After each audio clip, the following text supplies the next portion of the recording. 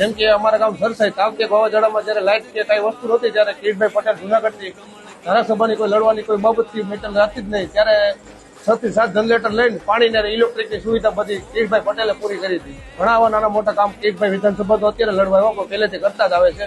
અમારા રત્ન કલાકાર ભાઈઓને કિરીટભાઈ પટેલે ઘણી બધી સહાય કરેલ છે, જેમ કે દવાખાનાના કામ, આરટીઓના કામ, તમામ અમારા પ્રશ્નો કિરીટભાઈ સોલ્વ કરેલા છે.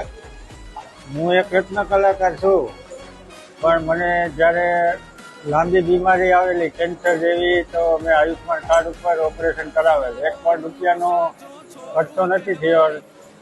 કિરીટભાઈ અમારા જાણીતા છે, અમારા તેના ફોન નંબર છે અને ગમે ત્યારે જરૂર પડી જાય ફોન કરી ત્યારે અમારે કામ થઈ જાય છે. આ બહારના વ્યક્તિ છે, ક્યાંથી આવે અમને ખબર નથી, ગમે ત્યારે વૈયા જાય. કિરીટભાઈ તો અમારા જાણીતા જ છે. અને બહારના જે વ્યક્તિ આવે છે એ તો ખાલી અચાનક, એ તો કઈ સ્થાનિક તો છે નહીં. અને કિરીટ પટેલને રાતના 12 વાગે તમે ફોન કરો, કિરીટ પટેલને મેં ખુદ ફોન કરેલો કે મારું ખેતર સર્વે કરવા આવતા નથી. એને એક ખાલી ફોન કર્યો હતો, તમારા બધાને સર્વે કરી ગયા હતા અને ખાતામાં 6,000 રૂપિયા આવ્યા હતા.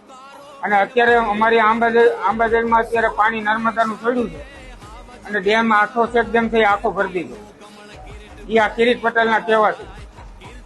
આ પ્રશ્ન કેદું ન હતો, પણ કોઈ હજી સોલ્વ નથી કર્યો. કીર્તિનું કમળ કિરીટભાઈ કહેવાય.